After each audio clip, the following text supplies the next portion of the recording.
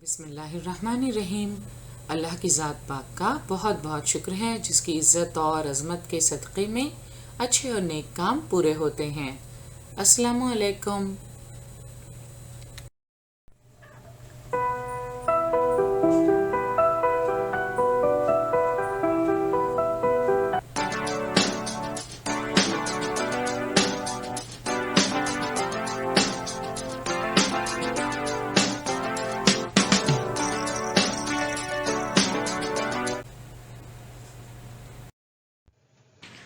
बृहन्मुंबई महानगर पालिका शिक्षण विभाग के तहत जारी वर्चुअल ट्रेनिंग सेंटर की जानिब से पेश होने वाले ई लर्निंग सेशन में आपका इस्तकबाल है।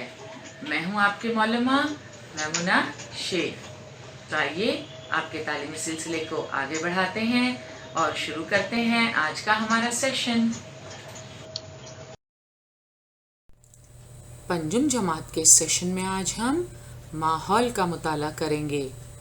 हमारा आज का मौजू है अपने मसाइल हम खुद हल करेंगे। खानदान, स्कूल और समाज में नई मालूमात हासिल करने से पहले आइए अपनी साबिक़ा मालूमात को ताज़ा कर लेते हैं। माहौल का मुताला हिस्सा अव्वल के सबक नंबर 5 यानी ख़ानदानी अक़दार में हम पढ़ चुके हैं कि ख़ानदान में हम सब मिलजुल कर रहते हैं। हमें एक दूसरे से मोहब्बत और अपनायत होती है। हम अपनों का ख्याल रखते हैं, खैर खैरियत पूछते हैं। घर में किसी चीज़ का फैसला लेते वक्त एक दूसरे से पूछते हैं। इस तरह हम सब ख़ानदान के फैसले लेने में शामिल रहते हैं। हम ख़ानदान में एक दूसरे की मदद करते हैं। इसी तरह समाजी ज़िंदगी में हर किसी को आपसी ताउन की ज़रूरत होती है। हमें भी दूसरों के ताउन की ज़रूरत होती है। गांव या शहर में मेला, उर्स, इज्तिमात वगैरह तकरीबात एक दूसरे के बाहमी ताउन से ही कामयाबी से हमकिनार होती हैं।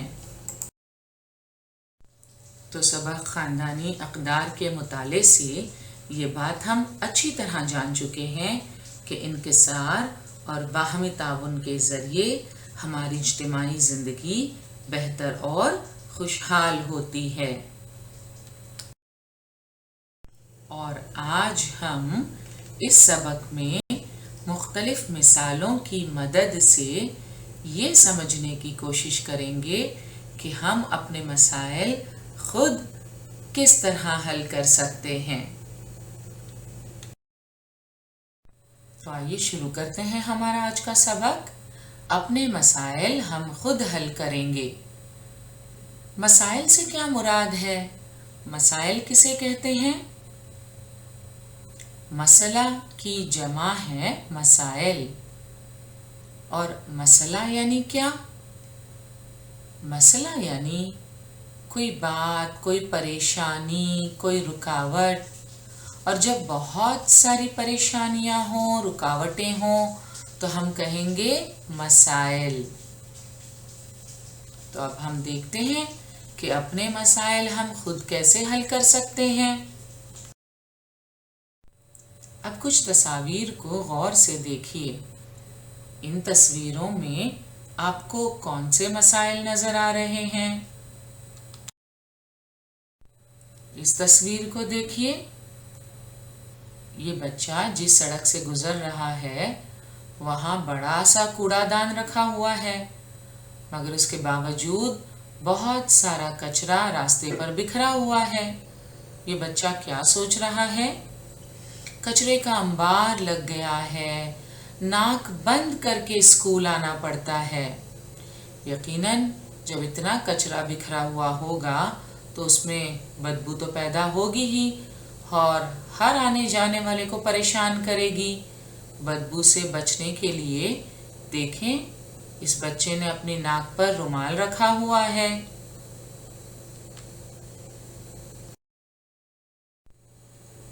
मुख्तलिफ इलाकों में इस तरह का मंजर हमें भी कभी देखने को मिल जाता है, जब कूड़ादान होने के बावजूद कचरे का अंबार लग जाता है और कचरा कूड़ेदान के बाहर पड़ा रहता है, सड़क पर बिखर जाता है और उसमें बदबू उठने लगती है। यहाँ भी कचरे का ढेर नजर आ रहा है और यकीनन इसमें से भी बहुत बदबू आ रही होगी, तभी तो इस खातून ने अपने नाक पर रुमाल रखा हुआ है ताकि बदबू से बचा जा सके। तो ये तो एक बहुत बड़ा मसला है। इस तस्वीर में हम देख सकते हैं कि ये लड़की किसी मसले के बारे में सोच रही है। ये सोच रही है हमारे इलाके में पानी हफ्ते में सिर्फ 3 बार आता है।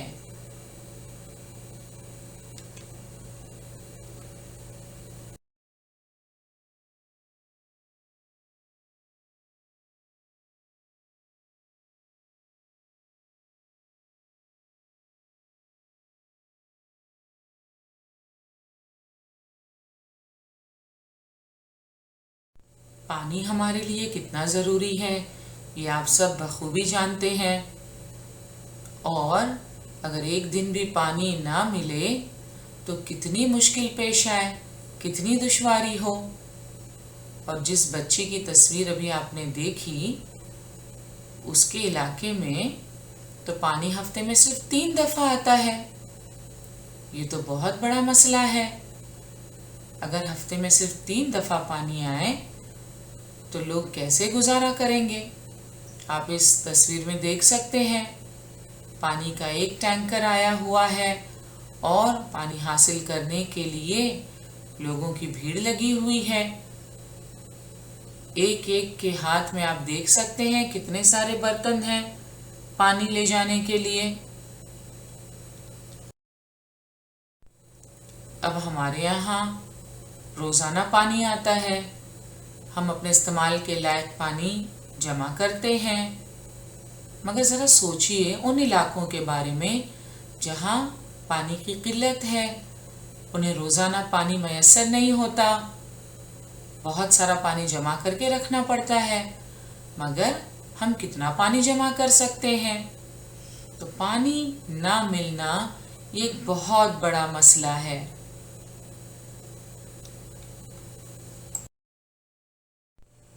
इस तस्वीर में ये बच्ची सोच रही है साइकिल पर स्कूल आने को दिल बहुत ललचाता है, लेकिन साइकिल के लिए अलहदा रास्ता कहाँ है। आज भी कई इलाके ऐसे हैं जहाँ पक्की सड़कें नहीं हैं, और अगर सड़कें हैं तो उसमें गाड़ियों का इतना ट्रैफिक है कि साइकिल सवार अपने लिए परेशानी महसूस करते हैं और बच्चे स्कूल आने जाने में दिक्कत महसूस करते हैं। तो ये भी एक मसला है।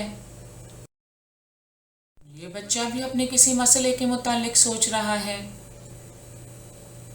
ये सोच रहा है मेरे अब्बा को बार बार ताल्लुके के गांव में जाना पड़ता है, कहते हैं वहां जमीन के बारे में झगड़ा चल रहा है।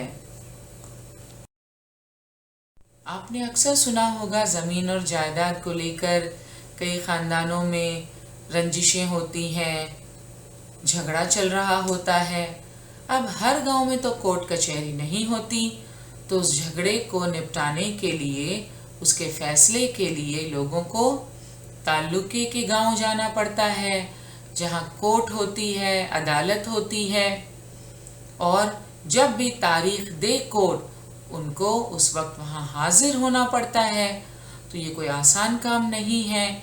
जब तारीख दी जाए तब अपने गांव से ताल्लुके के गांव में जाना ज़रूरी है, जिस तरह इस बच्चे के वालिद को जाना पड़ता है। तो अभी हमने कुछ तस्वीर देखी, इनमें 4 मुख्तलिफ बच्चे अपने अपने मसले के मुतालिक सोच रहे थे। तो ये तो इनके अपने मसाइल हैं। हो सकता है कि बहुत सारे लोग इन मसाइल से गुजर रहे हों, ऐसी ही किसी परेशानी का सामना कर रहे हों। इन बच्चों के मसाइल देखने और समझने के बाद आइए अब हम अवामी मसाइल को समझने की कोशिश करते हैं। हमारी इज्तिमाई ज़िंदगी में मुख्तलिफ मसाइल होते हैं। इज्तिमाई ज़िंदगी किसे कहते हैं हम पिछले बाब में अच्छी तरह समझ चुके हैं। हमारी समाजी ज़िंदगी जिसमें हम सब मिलजुल कर रहते हैं। तो हमारी इज्तिमाई ज़िंदगी में मुख्तलिफ मसाइल होते हैं। इन मसाइल की वजह से हमें तकलीफ होती है। मसाइल की जानिब अदम तवज्जुही बरतने पर वो और भी शदीद हो जाते हैं। अगर मसाइल पर हमने तवज्जो नहीं दी तो ये मसाइल शदीद हो जाते हैं। कोई छोटा मसला भी अगर वक्त पर हल ना किया गया तो वो एक बड़े मसले की शक्ल इख्तियार कर सकता है। इसलिए मसाइल को बर वक्त हल कर लेना चाहिए। हमारी कोशिश ये होनी चाहिए कि जब कोई मसला उठ खड़ा हो, कोई परेशानी हो, कोई रुकावट हो तो उसे फ़ौरन दूर करने की कोशिश करनी चाहिए। किसी भी मसले को अगर वक्त पर तवज्जो दी जाए, ध्यान दिया जाए और उसे हल करने की कोशिश की जाए तो आगे हम बड़े मसाइल से बच सकते हैं। इसलिए मसाइल को बर वक्त हल कर लेना चाहिए। तो अवामी मसाइल किसे कहते हैं? अपने गांव या शहर में लोगों को जो रुकावटें पेश आती हैं या जिन मसाइल का सामना करना पड़ता है उन्हें हम अवामी मसाइल कहते हैं। एक तन्हा इंसान अवामी मसाइल को हल नहीं कर सकता, बल्कि वो सभी की कोशिशों से और सभी की शमूलियत से हल हो सकते हैं। कुछ मसाइल ऐसे होते हैं हमारी इज्तिमाई ज़िंदगी में जिन्हें हल करना एक अकेले इंसान के बस की बात नहीं है, मगर सब लोग अगर शामिल हो जाएं उस मसले को हल करने के लिए तो फिर उस मसले को हल करना कोई मुश्किल बात नहीं है। आइए मिसालों के ज़रिए इस बात को समझने की कोशिश करते हैं।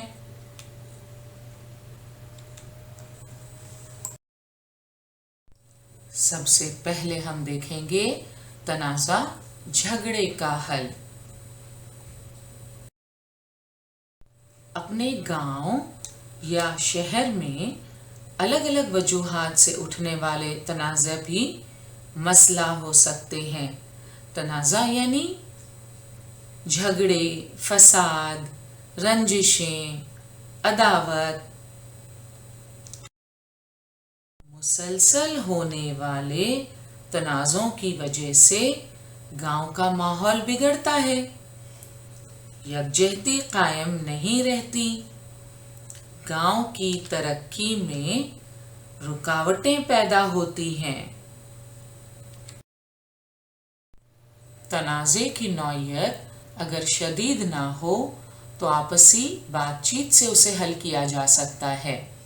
ये एक बड़ी अच्छी बात है कि अगर दो लोगों के दरमियान कोई रंजिश हो, कोई मसला हो, किसी बात को लेकर कोई झगड़ा हो तो लोगों को कोशिश ये करनी चाहिए कि दोनों को आमने सामने बिठाया जाए और बातचीत के ज़रिए उनके मसले को ख़त्म करने की, उनके झगड़े को ख़त्म करने की कोशिश की जाए। इस तरह बातचीत से बहुत सारे मसले हल हो सकते हैं, लेकिन अगर इससे तनाज़ा ख़त्म ना हो तो उसके हल के लिए कायम अदारे और अदालत का सहारा लेना पड़ता है। क्या आप जानते हैं अपनी रियासत में सन 2007 से महात्मा गांधी गैर नज़ाई गांव मंसूबा जारी किया गया। नज़ा का मतलब होता है झगड़ा, फसाद, और गैर यानी नहीं। तो गैर नज़ाई गांव यानी ऐसा गांव जहां कोई झगड़ा फसाद नहीं होता। तो अपनी रियासत महाराष्ट्र में सन 2007 से महात्मा गांधी गैर नज़ाई गांव मंसूबा जारी किया गया है। इस मंसूबे का मकसद ये है कि गांव के झगड़े गांव में ही हल किए जाएं और गांव वाले आपसी बातचीत के जरिए उन्हें हल करें। झगड़ों को इस तरह हल करने से गांव की यकजहती बरकरार रहती है। जो गांव इस तरह से झगड़े हल कर लेते हैं उन्हें अमन अवार्ड से नवाजा जाता है। तो ये तो बड़ी अच्छी बात है कि गांव के मसले, गांव के झगड़े गांव में ही हल कर लिए जाएं और इस बात के लिए अवार्ड से भी नवाजा जाए। तो जो गांव अपने झगड़े अपने गांव में ही हल कर लेते हैं उन्हें अमन अवार्ड से नवाजा जाता है। गांव में तो बड़े बुजुर्ग समझदारी से, बातचीत से आपसी झगड़ों को हल करने की कोशिश करते हैं। और शहर में क्या होता है? शहरों में मोहल्ला कमेटियां होती हैं और ये मोहल्ला कमेटियां तनाज़ों के हल में मदद करती हैं। अब हम कुछ मिसालों को देखेंगे और ये समझने की कोशिश करेंगे कि किस तरह आपसी बातचीत के ज़रिए, गुफ्तगू के ज़रिए, आपसी ताउन के ज़रिए लोगों ने अवामी मसाइल को हल करने की कोशिश की। क्या आप मसाइल के हल की इन कोशिशों से वाकिफ हैं? सबसे पहले हम बात करेंगे हिवरे बाजार की। हिवरे बाजार का नाम आपने सुना है? हमारी रियासत महाराष्ट्र के ज़िले अहमदनगर में एक छोटा सा गांव है हिवरे बाजार। हिवरे बाजार गांव में पानी की किल्लत का शदीद मसला था। इस गांव के सरपंच पोपटराव पवार की क़यादत में गांव के लोगों ने आपसी मदद और ताउन से इस मसले को हल किया। तो हिवरे बाजार जहां पानी की किल्लत का शदीद मसला था, जानवरों को चारा मयस्सर नहीं हो रहा था, गांव के लोग गांव छोड़कर जा रहे थे। इन हालात में सरपंच पोपटराव पवार की रहनुमाई में गांव के लोगों ने पानी की किल्लत के इस मसले को किस तरह हल किया, आप यकीनन ये जानना चाहेंगे। तो आइए इस बात को समझने की कोशिश करते हैं। आजादी के 68 साल के बाद भी अकाट्य सत्य के समान स्थापित है राष्ट्रपिता महात्मा गांधी का कथन, भारत अपने गांवों में बसता है। इसी कथन को साकार रूप देता महाराष्ट्र में पुणे से करीब 115 किलोमीटर की दूरी पर जिला अहमदनगर का एक गांव हिवरे बाजार।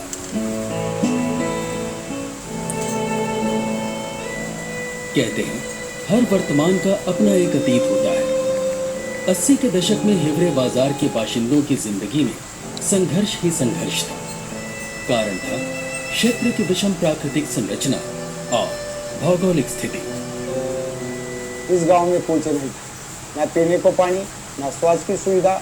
बहुत सारी परेशानी करके लोग गांव छोड़ के शहर जा रहे। पहला काम हमने ये किया कि वाटर शेड का काम किया। क्षेत्र की स्थिति देखते हुए सरकार ने वाटर शेड कार्यक्रम को यहाँ लागू किया और फिर ग्राम पंचायत की संजीदगी और ग्रामवासियों की सक्रिय भागीदारी से स्थिति में बदलाव के संकेत मिलने शुरू हुए।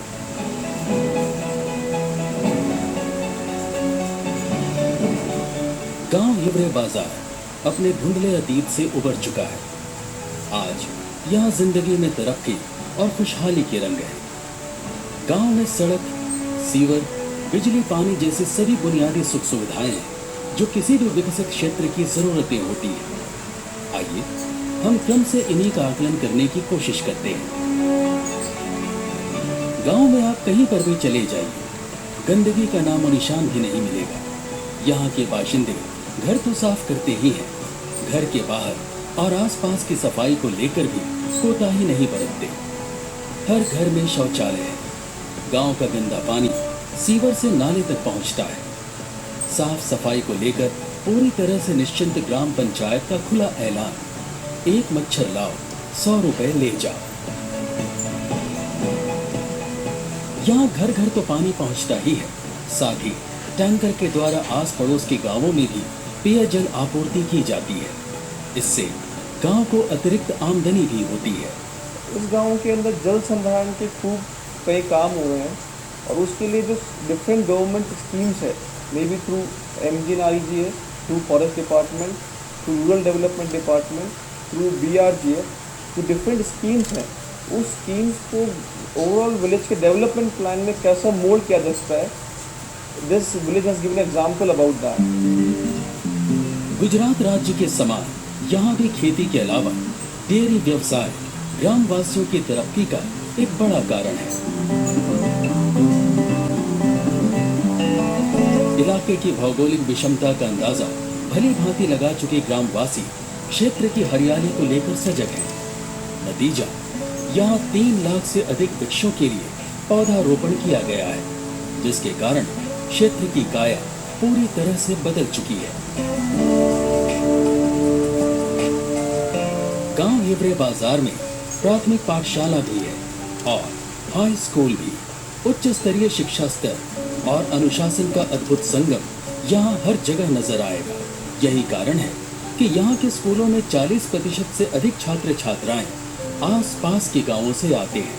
बच्चों के अपने बैंक अकाउंट भी हैं। छोटी छोटी बचत, भविष्य के प्रति निश्चिंतता। गांव हिवरे बाजार की ग्राम पंचायत और ग्राम सभा के सदस्य एक दूसरे के पूरक हैं। सभी निर्णय आपसी सहमति से लिए जाते हैं। हिवरे बाजार की उपलब्धियों को लेकर चर्चा का आलम यह है कि आसपास से ही नहीं, विभिन्न राज्यों से भी आगंतुकों का आवागमन यहाँ निरंतर जारी रहता है। यहाँ से जाते समय हम बहुत सारे आइडियाज़ लेके जाएंगे जो कि हमें आगे फ्यूचर में उनका यूटिलाइज करना है और लोगों को उसका फ़ायदा करवाना है। ग्राम पंचायत के कक्ष में हो रही ये मीटिंग महिला मंडल की है। गांव में महिलाओं के बहुत से स्वयं सहायता समूह सक्रिय हैं, जिनके कारण महिलाओं का आत्मविश्वास बढ़ा है। मजबूत घर परिवार और मजबूत समाज की संरचना के लिए ये जरूरी भी है।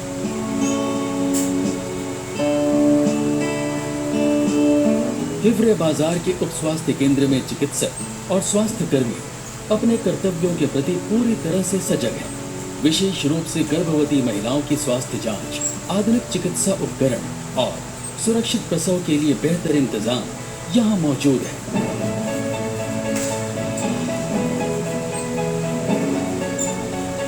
अतीत में जो गांव कभी अपने ग्रामवासियों के पलायन का मूक गवाह था, आज वही गांव अपनी समृद्धि के कारण अन्य लोगों के लिए रोजगार का कारण बन रहा है। गांव में BPL परिवारों की संख्या मात्र 3 है। कभी गांव से पलायन कर शहर गए लोग अब गांव वापस आ चुके हैं। यहाँ अकल भी गया था, पानी नहीं था, कुछ नहीं था, जमीन काफी थी, लेकिन उसको ये जो साधन है वो नहीं थे ना हम लोग के पास। फिर हम लोग बम्बई गए थे, वाटर शेड का काम चालू हो गया। इधर जरा हरियाली दिखने लगी, पानी होने लगा इधर। फिर हमारा दिल इधर आने के लिए ये हो गए। इधर आने के बाद हम लोगों ने आम लगाया है, संतरा का बाग लगाया है, उससे हम लोग को आमदनी मिलती है, अच्छी आमदनी मिलती है और इधर खुशहाल जीवन जी लेते हैं हम लोग। गांव हिवरे बाजार में एक अकेला मुस्लिम परिवार हबीब भाई का है और उनके लिए भी यहाँ मस्जिद का निर्माण किया गया है।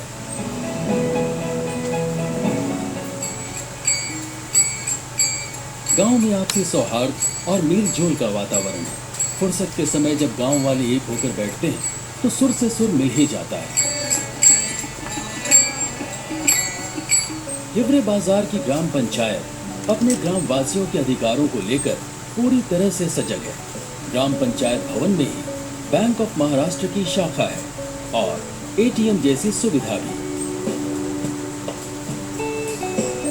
यहाँ के वाचनालय में प्रमुख पत्रिकाएं और अखबार नियम से आते हैं ताकि ताजा तरीन समाचार और सूचनाएं ग्राम वासियों तक नियमित रूप से पहुंचती रहें। आज जबकि सांसद आदर्श ग्राम योजना का शुभारंभ होने जा रहा है, हिवरे बाजार एक आदर्श गांव के रूप में अन्य ग्रामीण क्षेत्रों के लिए मार्गदर्शक की भूमिका निभा रहा है।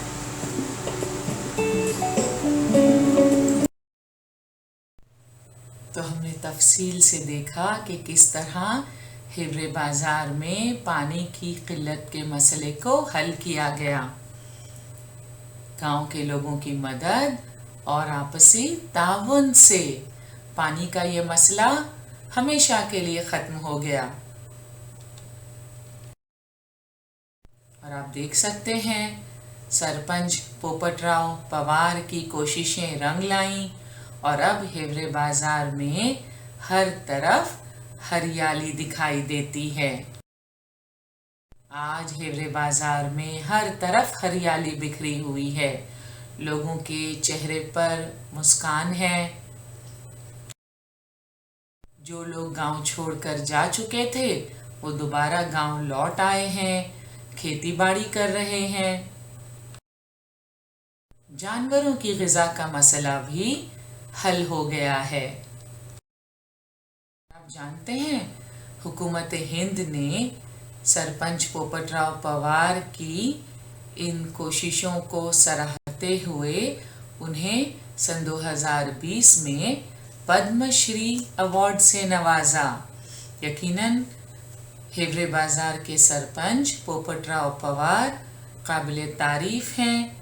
उनकी कोशिशें काबिले तहसीन हैं कि कहत ज़दा इलाके को उन्होंने किस तरह एक हरे भरे गांव में तब्दील कर दिया। तो बच्चों, हिवरे बाजार की मिसाल से आपने क्या समझा? हिवरे बाजार की मिसाल से ये बात अच्छी तरह समझ में आती है कि अवामी मसाइल को बाहमी ताउन से हल किया जा सकता है और अवामी मसाइल या इज्तिमाई जो मसाइल होते हैं उन्हें हल करना सबकी जिम्मेदारी है। यहाँ हमने देखा कि किस तरह हिवरे बाजार में पोपटराव पवार सरपंच की रहनुमाई में लोगों ने आगे बढ़कर काम किया और अपने गांव को एक आदर्श गांव, एक मिसाली गांव बनाकर पेश किया। और अब हम बात करेंगे खिदमत के जरिए गांव की सफाई की। पानी जिस तरह हमारी जिंदगी के लिए ज़रूरी है, साफ सुथरा रहना भी हम सब के लिए बहुत ज़रूरी है। सफाई तो निस्फ ईमान है। तो आज हम एक ऐसे गांव की मिसाल देखेंगे जहां गांव वालों ने मिलजुल कर गंदगी के मसले को हल किया और गांव को साफ सुथरा मिसाली गांव बनाकर पेश किया। आइए देखते हैं कौन सा गांव है और किस तरह लोगों ने यहाँ सफाई मुहिम की शुरुआत की। और ये गांव है खुदावाड़ी गांव, रियासत महाराष्ट्र के ज़िले उस्मानाबाद में एक गांव है खुदावाड़ी। यकीनन आप भी जानना चाहेंगे कि गांव के लोगों ने किस तरह आपस में मिलजुल कर गांव को साफ सुथरा और आदर्श गांव बनाकर पेश किया। ज़िले उस्मानाबाद के खुदावाड़ी गांव के लोगों ने गांव की रज़ाकाराना सफाई की। रज़ाकाराना यानी इसके लिए उन्होंने कोई पैसे नहीं लिए, बल्कि अपनी मर्जी से अपनी खिदमत पेश की ताकि गांव को साफ सुथरा बनाया जा सके। ये तस्वीर देख रहे हैं आप, किस तरह लोग मिलजुल कर सड़क को साफ कर रहे हैं। इस तस्वीर में भी हम देख सकते हैं कि लोग मिलजुल कर सफाई का काम कर रहे हैं। अपने घर को तो हम सभी साफ सुथरा रखने की पूरी कोशिश करते हैं, मगर हम ये भूल जाते हैं कि जिस इलाके में हमारा घर है उस इलाके को भी साफ सुथरा रखना हम सबकी जिम्मेदारी है। और यहाँ ये मिसाल है खुदावाड़ी गांव के लोगों की, जिन्होंने मिलजुल कर अपने गांव को साफ सुथरा बनाया। और ये देख सकते हैं आप, कितना सारा कचरा इकट्ठा हो गया है। तो इससे क्या किया गांव वालों ने? गांव वालों ने इस कचरे और कूड़े का इस्तेमाल अपने फायदे के लिए किया।